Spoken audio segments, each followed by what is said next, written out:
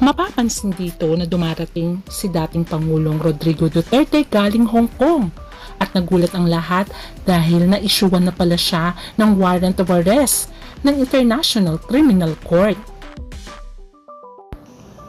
Siya ay sinakay sa van at dinala nga siya sa Villamor Air Base. Kasama niya ang kanyang kapartner na si Hanilet at ang kanyang anak na si Kitty Duterte.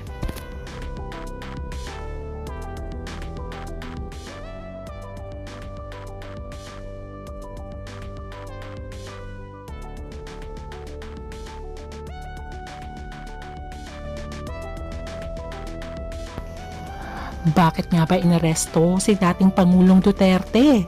Dahil nga daw sa crimes against humanity according sa International Criminal Court. Dahil sa war on drugs kung saan marami ang namatay. More than 30,000 ang namatay sa war on drugs. Kaya naman siya ay dadalhin na ngayon sa Hague. Makikita dito na may mga pulis kasama si PRRD. At unti-unti na nga siyang sinasakay sa isang chartered plane na jet. At ang sabi nga nila ay dadalhin na nga daw ito sa Netherlands. Kaya naman makikita dito na unti-unti na nga siyang dinadala sa jet. At siya ay sumasakay na nga at umaakyat ng hagdanan. Marami tuloy ang nagtaka kung saan siya dadalhin. Pero according nga dyan sa videong ito, ay malamang baka dadalhin nga daw siya sa Netherlands na.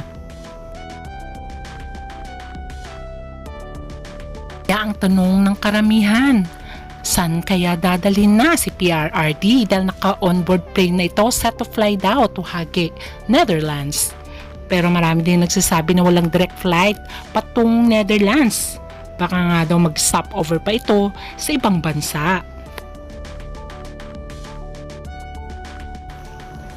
Matatandaan na nagsalita na nga si Vice President Sara Duterte tungkol sa ginawa sa kanyang ama.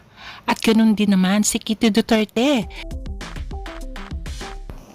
Nag-post ito sa kanyang Instagram na pinapakita nga na may sakit daw ang kanyang ama at hindi pa nga daw nabibigyan ng proper treatment.